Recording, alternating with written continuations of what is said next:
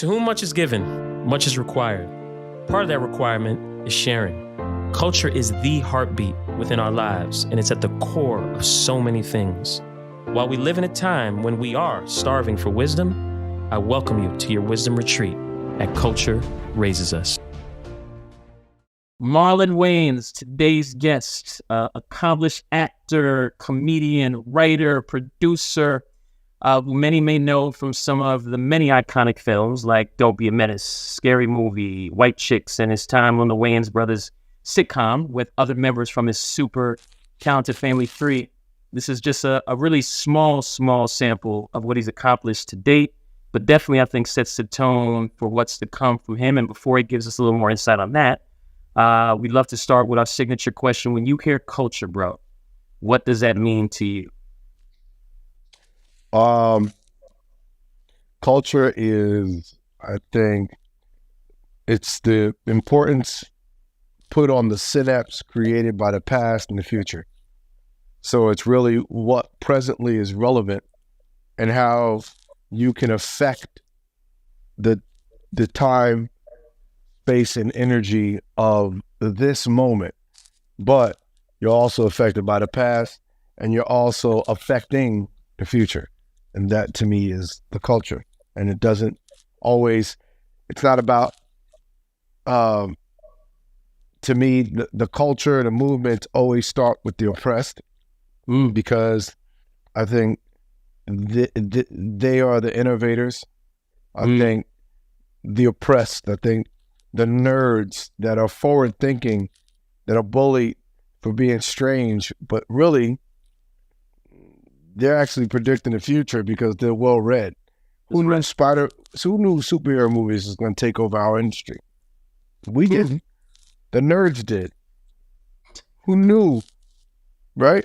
Who knew that these books, these Harry Potters and all these books that wound up being huge movies and television shows was going to be such a huge part of the culture? That's some futuristic thinking, because they did what they used to do back in the day, which is read.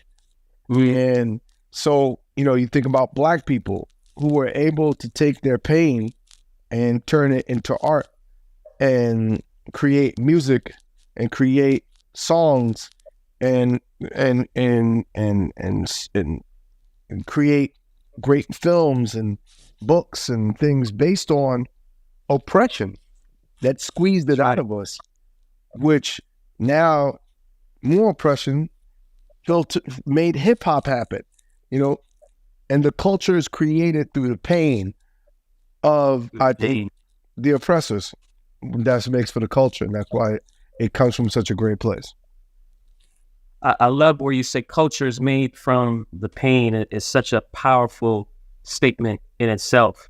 And one of the things that I didn't mention in the intro is that we actually had the opportunity to attend the same high school, the illustrious LaGuardia High School of Performing Arts, LAG for life, where you were a drama major, I was an art major, and I can honestly say that you've remained the same over the years. And when many would have thought that given, your family background, it would be easy for you to be the better than now Astor, right?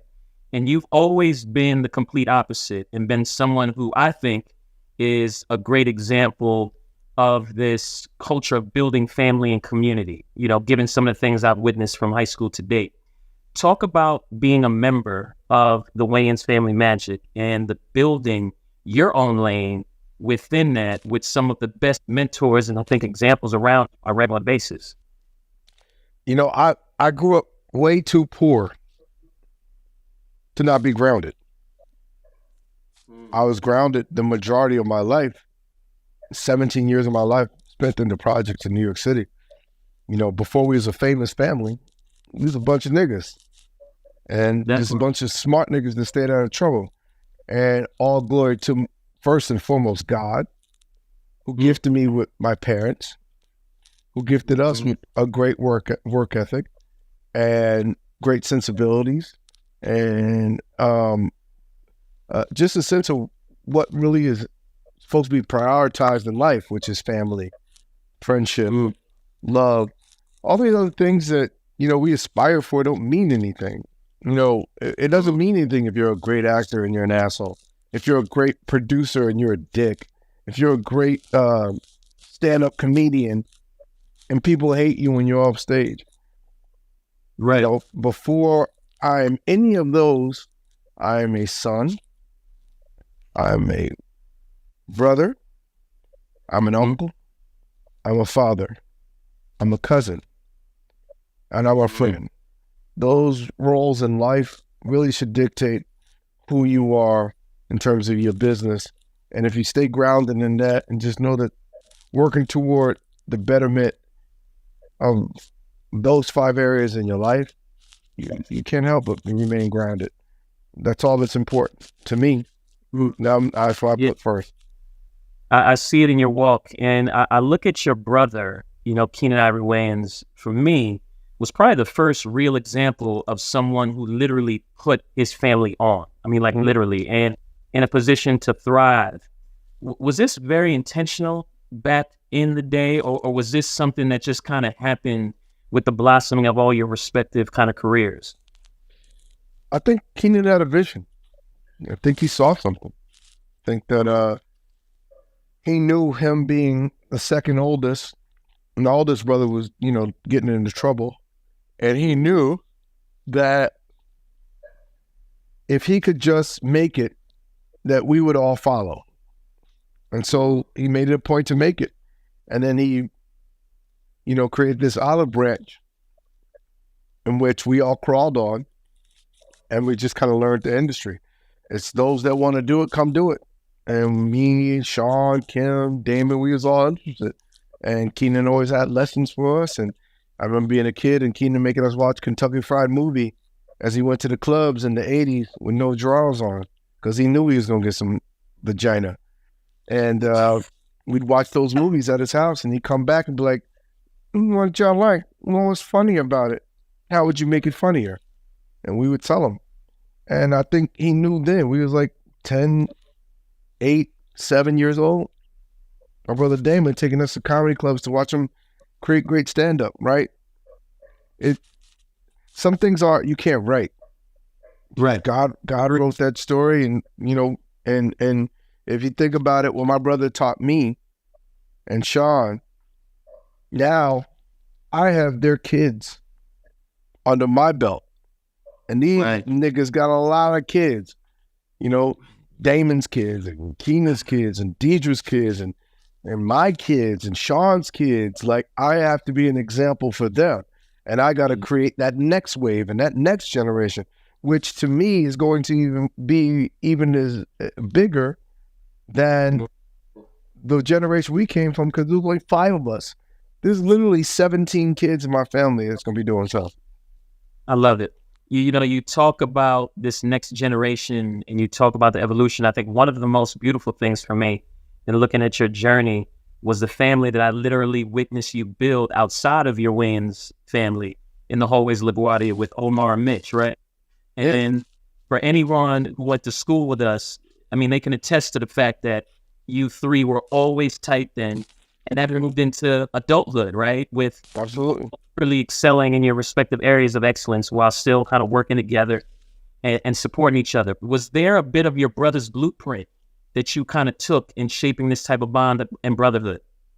Well, I think, my brothers had younger brothers and sisters and siblings, and by the time I came along, I had an empty house. All my brothers was grown. I had a nephew, Craig, who is like Mitch and Omar. He works with me closely. Like, now, he's a producer on my special that I got coming out called Good Grief. And he's written and produced for us before, and he on the road with me, and we're writing a few movies. And,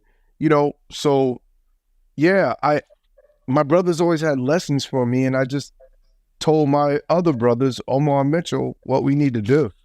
And so I was like the older brother of the 3 of us. And so I just applied that to them. And I was just like, we all going to dream together, and we all going to come up together. And it was important to me. I mean, Omar was going to do his thing. He was a, actor like myself. And he was, he was the dark-skinned leading man, and I was the funny, skinny comedy relief. And so we just came up together like that, like differently. We never really competed for roles because we just did things different. And then Mitch was like our best friend, who was a good actor as well. But, you know, he wasn't getting as many roles, and, you know, making him a writer was important to me. And so to see him do well and to see him thriving, now he works outside of me without me. You know, he's in the writers community. He's on Mike Epps' show, and, you know, all the BET Awards, and it works. And nothing warms my heart more than to see that man be able to feed his family. And, you know, so I think it was a mission of mine. But, you know, we all had the talent. We just had to do the work. That's right. And speaking of talent, I think your comedy has always been known for kind of pushing boundaries. What's inspired you to be so fearless in your humor in particular? I don't know. It's just, I think, instincts. Just knowing God, like, oh, that's funny, say it. Like, I don't worry about what's trouble, because my intention isn't to hurt people's feelings. That's right. My intention's not to punch down. My intention's to make you laugh and feel relief with all the mess that's going on with the world. When you leave my show, I spend more time talking about me than I do you. I'm not there to shit on people. I'm there to relieve you. Like I said, like, joke's on me. Most of the shows you come to, this is going to be a Marlon show, unless you screaming and begging for me to bash your ass, which I will. Right.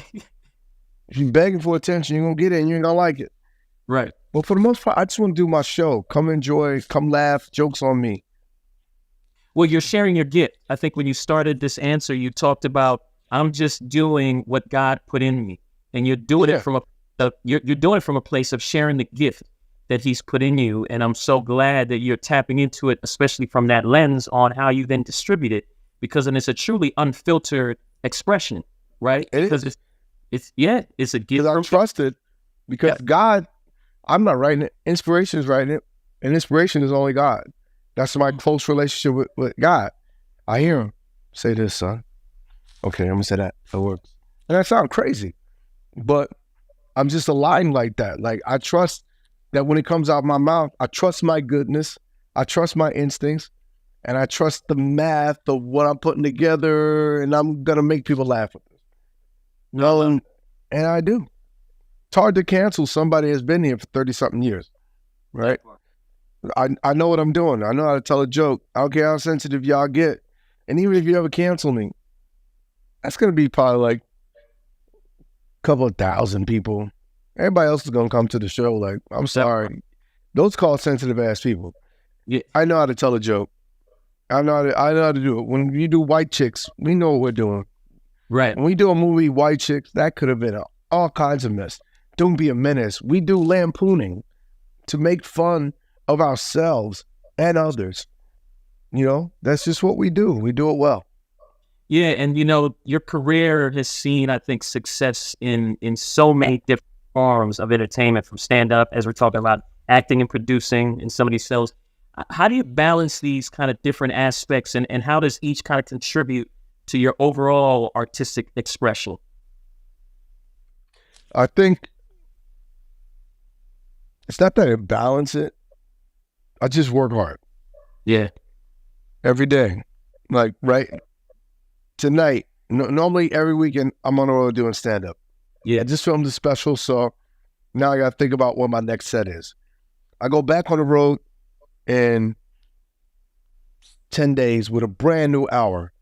Mm-hmm. Attempting a brand new hour, because I retired the material after I do a special. But in the meantime, I'm in negotiation for a movie. Once that movie happens, I'll spend 2-3 months on that movie.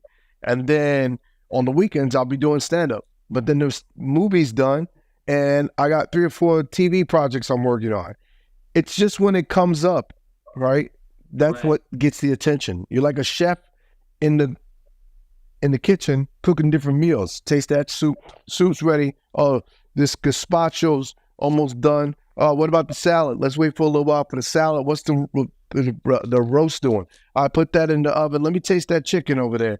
You just start cooking several things at one time, and then once it's done, you plate that and you make room for dessert. Right.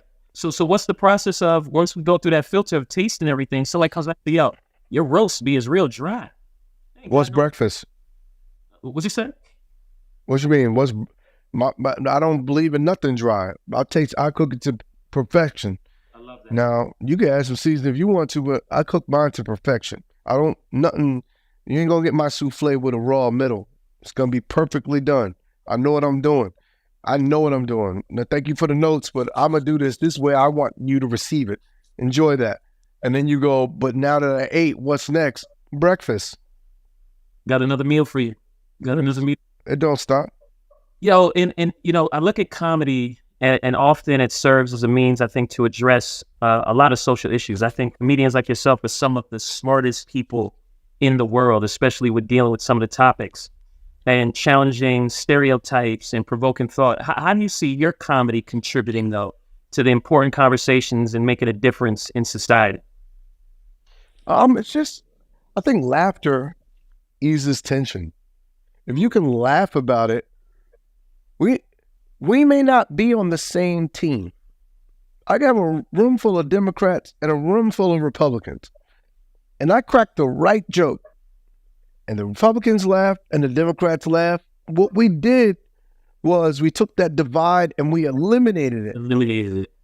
And now we're all laughing collectively. Because we found the commonality. Even if we disagree, we both agree on the point of view and what was funny about it, right?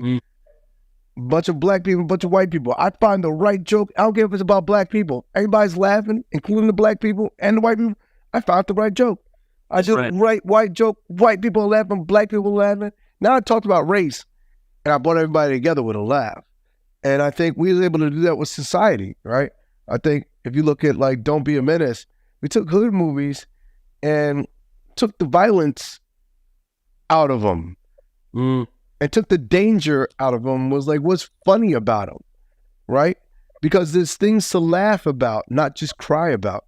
That comes with poverty, that comes with violence, that comes with everything. There's always something funny. I think if you look at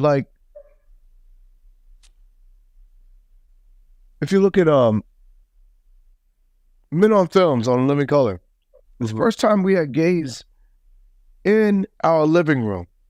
That part. And those two guys, we probably knew at work, we probably knew in the streets, we probably had friends of our family that was like that. But it wasn't until they were inside of our home and they were doing, hated it, did you start laughing and welcome them into your living room, which made you feel good when you seen them outside of your house, like, hey, what's up, man? Acceptance. So laughter deserves a lot more credit than it gets. And I think that's what's wrong with today's generation. They're not laughing enough. Hollywood's stopped making comedies. Everybody thinks people are sensitive. And what's happening is there's a false narrative being constructed, and it's making our society depressed. It's making us crazy. And we got to get back to learning to laugh. No, you have responsibility. You have such a responsibility. I'm so glad that you put it in that context. And your gift is needed for so many reasons, but on a big level, like it can be a big part of the change of our dynamic, right? Like laughter, bro. So, wow, it's a heavier burden on your shoulder than I even thought before. And I'm so glad that you are aware and you're accepting this, I don't want to call it challenge, but this responsibility that God's put you in position to be one of the people that we need, bro, to continue. Absolutely. And the thing is, they got to let the studios, the people with the checks, the people that are in charge of distributing the comedy, we have to let them know how desperate we are for it. When the comedies hit those theaters, y'all got to go support. When they come on TV, you got to watch them because they're convinced that comedy is not needed. And I'm always going to be an advocate for others. An advocate for comedy, period. Yeah. No, And, you know, you're talking about something around, you know, the powers that be, and you talk about ownership. I feel like you had an early understanding of the importance of Black ownership with all that your family was doing with creating programs and platforms in the early 90s. We honestly, I'll be honest, we haven't owned enough. We've owned pieces of stuff. Yeah. We haven't owned enough. I'm really on this kick of ownership right now. Please. Like, I look at what Tyler Perry's done, and I applaud that brother for that. You know what I mean? That's tough to do. It's just basically got to bet on yourself. And I'm at this point now where I'm betting on myself. You know, my last 2-3 specials, I own them. At the amount of pocket, I own my specials. Why? Because I'm going to build a catalog. And then I'll own half of 3 of my movies, right? So I'm going to start. That's important to me, that I believe in myself. And at the end of the day, I'm creating a library. I'm not just doing movies and giving away my life. And, you know, you have to be smart about your business and construct it. Some movies is for them. They pay you enough. You're like, oh, we could have that. They don't. You go, no, I need more ownership.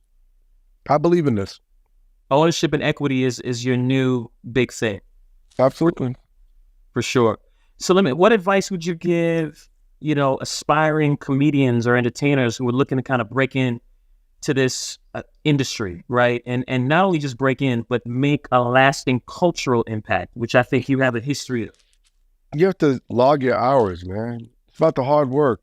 If you have 24 hours in a day and you ain't spending 18 of them trying to break through in this industry, whether that's 5 hours on a stage, 5 hours writing, and 5 hours doing research, and 1 hour rest before you sleep, those 6 hours, then you ain't trying to do this. Right.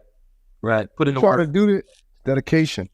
I don't sleep much, but what I do, I'm dreaming about what I'm gonna write when I wake up. Like, you talking to somebody that does stand-up, that writes his own stand-up. I don't have writers. I write my own stand-up. I write my own movies. I work with some writers, but I'm developing my own movies, right? My TV shows I'm producing, like, I work all the time and take me to business meetings and work out and get my body in shape when I have to do a movie. There's no excuses. Get your ass on the stage. Stop telling me about your obstacles. Get it done. You want to learn how to do something? Read. How do I write a script? There's hundreds of books on writing a script. Read them. And then sit your ass down and write a script. That's right. Do the work. You talk about the power of laughter, and like I said, you even enlightened me on just how impactful it is. I think within all the areas of entertainment that you've excelled and worked in within over the years, and was there ever a particular moment though when you realized just how big and instrumental Black culture was to kind of shaping and influencing the global landscape as we know it? Like, so in addition to that laughter piece, was there a moment where you saw, oh, hold up, we really shifted some things, or we can shift some things? I think it happens repeatedly. It's not one time. It's repeatedly, especially in our career. It happened with I'm Gonna Get You Sucker. It happened with Living Color. It happened again with Don't Be a Menace. It happened again with Scary Movie. It happened again with White Chicks. It's happening again with my stand-up. It always influences the culture. The culture is what grabs onto it, and the culture informs everybody else, like, yo, this shit is hot. Y'all need to do this, because the culture is the tastemakers. And they love our comedy, they love our stuff, because we're always consistent with our messages, and we're consistent with the caliber of comedy that we bring. The culture loves it. What do you want to be recognized for when you look back at your career and the mark you intend to leave on the world? I don't know, man. It's too busy working to think about what people are going to think of me. I just want people, if they see a comedy, I want them laugh their ass off. They see some stand-up, laugh their ass off. Hope some of my stand-up heals some of the problems that they're going through. If it didn't change their life, I hope it changes their mood. I hope that if I did a drama or I do characters, whatever I do, I'm believable and buyable as that. I want to be a star that's never been seen. I want to be as accepted comedically as I am dramatically. And I just want the audience to be like, yo, whatever he does, I'm in. Because I'm an artist. I'm not just a comedian. I'm a writer, producer, actor, comedian, stand-up comedian, great dramatic actor. I do characters. I do it all. I just want people to be like, yo, that dude, whatever he did, I always believed him, and I always bought into it. He was that good. That was drama, comedy. He's just that good. Whatever he wants, and I want studios to be like, whatever I want to do, just trust what I want to do. I'm gonna make you money. I'm an artist. I know what I'm doing. No, I think, one of the many proud moments that I've already spoken to regarding you, but I think there was a couple when, to your point, you took some dramatic roles. I think was Bel Air, which is the one where you were the father? Bel Air. Dog, I got to tell you, I was like, I don't know how this is going to go over, B. This nigga's a comedian. And I was like, yo, he really embodied this dramatic character and killed. You know why? Because I learned dramatic skills. Before I started doing comedy, I was a dramatic actor. I've been doing dramatic acting since the third grade, first grade. Like, you know what I mean? It's like, I was always doing the plays. I was in Oliver Twist. I was Peter Pan and Peter Pan. I was Mr. Bumble and Oliver Twist because I turned Oliver Twist down because I felt it was degrading as a black man to play Oliver Twist in the fourth grade. Right. I was like, no, I'll play Mr. Bumble. I'll play the villain. I'm not gonna, and they begged me. I was like, no, I don't want to be begging, and I don't want to be wearing tattered clothes. I turned down to fourth grade, right? And then when I got to high school, that high school that we went to, I learned the art of dramatic, the art of dramatic arts. That's what I did. Comedy was just something I was born into, but drama is something that I trained in. And then I trained in how to be a writer. Then I trained in how to be a producer. Then I trained in how to be a stand-up. And now I have these 5 different skill sets all about having to do with one skill set. I'm going to kill these people. They don't even know what's going on. They say you logged 10,000 hours to be great at something. I've logged 50,000 hours. That part. And that as I think about it, I look back to even the high school days, like, dog, you were doing stand-up in the hallways with the clowning that you did on a daily basis. Absolutely. Listen, you had a joke for everyone at every point. Yeah. So now it's just the way I see the world. No, it is, and it's a beautiful thing. It's a lightness that you bring, and it's a necessary joy that you bring. Like literally, anytime I see you, it's always like this joy of just light, fun, comedic, keeping it 100. Like it's always been that case, and you take that with you into these projects, and I feel it and I see it. Pause. But listen, the opening scene to your life documentary is about to begin, right? What's the song that's playing and why?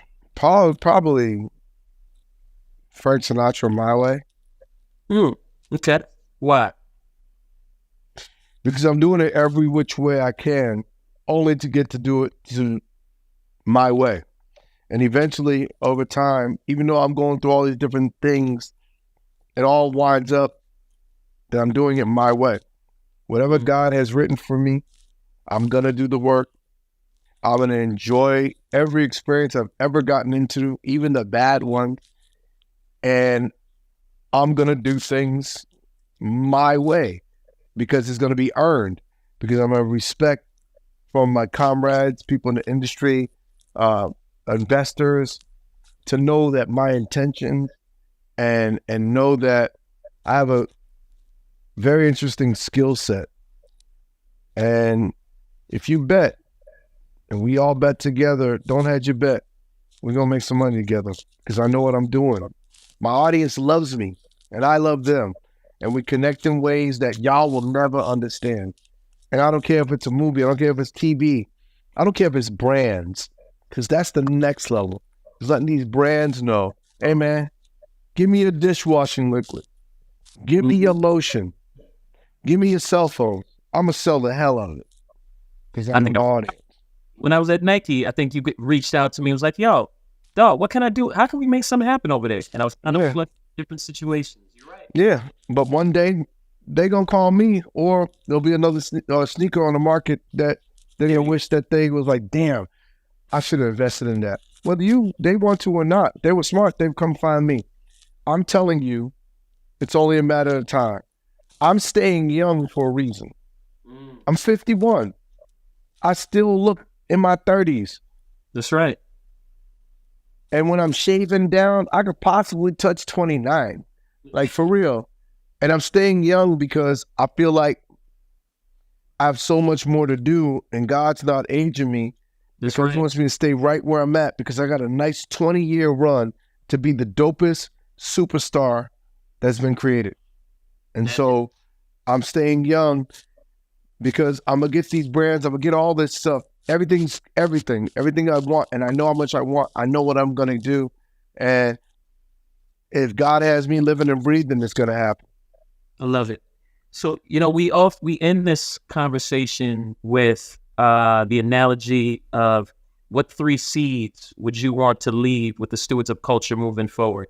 Similar to that of, the farming culture, planting a seed, nurturing it, watering it. What are 3 things that you would say, look, here are the things that I would share with this next generation so that they can continue to shape and mold this thing that we've created with great intention and care? The seed of hard work, that knowing that is your greatest asset.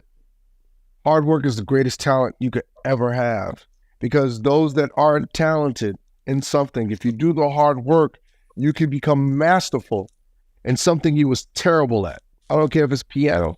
I don't care if it's football. I don't care if it's basketball. Whatever you put your energy into, you're willing to work your ass off for it, you're going to make it happen.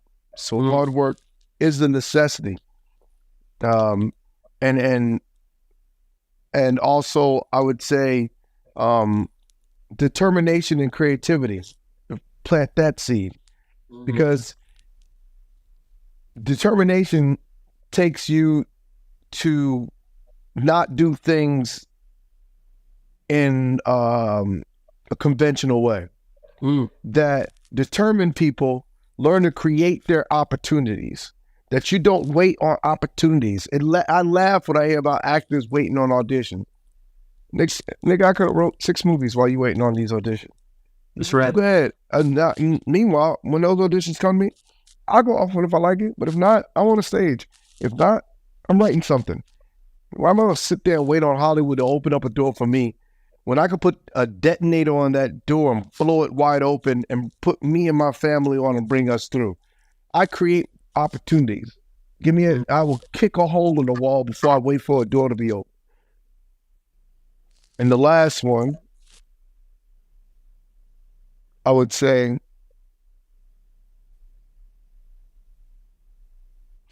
the other seed is the seed of creating opportunities that create opportunities for those that's willing to do the work. Yep. You don't put every family member on. No, that's right. You can't take everybody with you. Put the family members on that's willing to do the work. You can't take everybody with you. And when they start getting heavy and they start dragging you down, you got to cut some people off, because you need helium balloons too. You can't make it to the heavens with a bunch of sandbags on you. So surround yourself with people that inspire you to reach new levels, and lighthearted people that are like-minded and have the same goals or bigger goals than you. Yeah, well, you're obviously an example of these 3 things. I'm glad you shared the ones that you did, because it's so essential for all of us, I think, to grow into the spaces that we need to grow and take this culture to where it needs to go. I'm gonna give you one last seed. Please. It's the seed of recreation. You have to evolve as an artist. You have to evolve as a person. You have to break yourself down in order to build yourself up. When you learn and you master something, find something you're ignorant in and don't know anything, and work your way back up to mastery on that level. In order to be great, you got to be a force of nature. Michael Jordan was a force of nature. He got better every year he was in the league, and even when his body gave out, he was still putting up crazy numbers because he started out as a guy that could dunk with great athletic abilities, and then he learned the art of shooting the set shot, and then from there, they started double teaming, triple teaming him. He started trusting his players, and his assist got up, and he started winning more, and then they started crowding him, and they was like, we're gonna give him the 3-point, and he started shooting, crazy numbers at the 3-point line, 40%, shot 8 in one game. Now he's a 3-point threat. Then he's all defensive. He's stealing. He's running those pass lanes. Now he can dunk. He's stealing. He can pass. How do I stop this guy? What do? I foul him. And now you foul me. I was a 70% free throw shooter, and now I become an 85% free throw shooter. So now I'm scoring more points because you're scared of me. And then once you do that, how do I stop him? How do I get him out the league? I get him on. I go to the Wizards. I make $10 million. They snatch my ownership away, and what do? I go bob the Bobcats. Michael Jordan is the epitome of evolution, and that's what I want to be when it comes to my artistry. I want to be the Michael Jordan of this thing we call comedy. Well, listen, I'm going to be praying for you on that God continues to fuel you in a way of continued evolution. Even if you don't, and I wind up being Scottie Pippen, I'll be fine. Or LeBron, Kobe. I'm in the conversation. That's all right. I just want to be in the conversation. I love it. Bro, I can't thank you enough for this time. I can't thank you enough for your energy, your friendship. Always, brother. Your advocacy. I'm so proud of you. Again, I'm proud of the human that you are. Forget about the success. The human that you are, who's always been welcoming, open doors for my daughter, have done many things, and I thank you and I love you, bro. I love you too, my brother. Keep killing them. All right? We truly appreciate your support because it helps us fulfill our mission of promoting cultural awareness and personal development. Please click the subscribe button below to help ensure and solidify our mission.